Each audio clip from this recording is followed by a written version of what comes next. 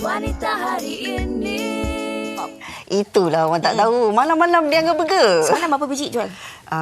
Jangan tak percaya, saya buat 15 biji burger tau. 15 biji burger dalam masa 8 jam. Okey, baiklah Datuk, mungkin Datuk boleh kongsikan bila Datuk, saranan Datuk untuk membuat dua kerja sebenarnya lebih kepada kerja-kerja online. Kalau Datuk tak cakap pun sebenarnya ramai dalam kalangan masyarakat ni memang dah buat. Tapi kenapa bila dicakap oleh Datuk dikritik hebat, dan ketika itu apa reaksi Datuk? Saya suka berfikiran positif. Kalau kita berfikiran negatif, kita tidak akan berjaya dalam hidup ini. Jadi kita berfikiran positif, maka kita akan bertindak secara positif. Saya menerima kritikan-kritikan itu secara positif, dan saya melihat orang yang mengkritik saya keterlaluan sebagai mereka yang mungkin tidak dapat maklumat yang sepenuhnya. Mereka ambil sebahagian kecil daripada maklumat daripada banyak yang saya sebarkan itu, dan mereka spin. Malaysia ni suka buat kerja-kerja spin ni. Daripada kita spin segala fitnah dan macam-macam, lebih baik kita buat kerja yang produktif, iaitu kita berniaga misalnya. Ya. Saya sebenarnya apabila di luar sana rakyat heboh tentang kos sara hidup, bukan ya? Maka kita kena mencari formula. Sebagai pemimpin, kita kena cari formula untuk bantu rakyat. Maka saya ada formula juga. PKPK. Apa itu? Pendidikan, kemahiran, produktiviti, keusahawanan. PKPK. Kalau kita ada pendidikan, maka kita akan dapat gaji yang baik, kos sara hidup tinggi boleh diserap.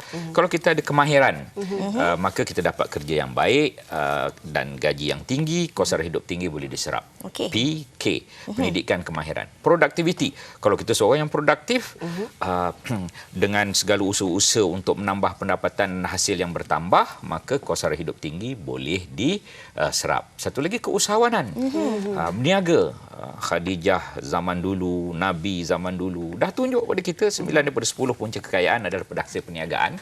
Bukankah itu kata-kata Nabi yang sepatutnya diikuti oleh umat Melayu, umat Islam di Malaysia ni?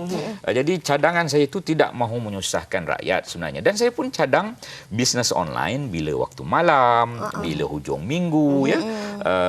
Kalau dibenarkan mengikut peraturan. Lepas itu mereka sebarkan apa ni, general order, iaitu peraturan, tak boleh katanya. Tapi di bawah itu bila kita lihat ketua jabatan benarkan, boleh. Dengan syarat dia tidak mengganggu prestasi kerja yang sedia ada. Sekarang ni bisnes online ni, orang boleh jadi jutawan lah. Betul. Setuju Datuk. Dan yang pastinya bila Datuk menyentuh tentang PKPK, saya amat tertarik tentang produktiviti itu tersebut. Kadang-kadang ramai juga yang bersetuju sebenarnya boleh kita buat dua kerja dalam satu masa. Tetapi yang penting kena tahu juga pembahagian itu Datuk. Pembahagian dari segi masa dan juga pembahagian dari segi usaha itu. Pandangan Datuk? Untuk wanita, saya amat menghargai peranan wanita. Wanita tulang belakang.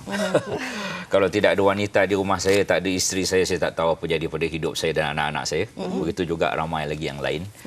Syurga di bawah telapak kaki ibu. Tangan yang menghayun buayan boleh menggoncang dunia. Betul. Saya amat menghargai. Saya pencinta wanita. Saya tak cinta lelaki, kalau lain jadi itu. Dengan lain perkataan, kepada ibu-ibu di rumah, banyak kerja dah mereka buat, jaga anak dan menguruskan rumah tangga. Mengurus rumah tangga. Lepas tu ada kedai runcit depan rumah. Saya amat gembira apabila saya balik kawasan Pontian. Ada seorang tu wanita, ya, dia menjual cheesecake. Berpuluh-puluh ribu balang dijual. 40 pekerja apabila peak masanya. Ya. Kemudian saya pergi lagi kraftangan rotan. Wanita juga. Kemudian saya pergi lagi ada kuih-kuih tradisi yang lain di kawasan saya ini.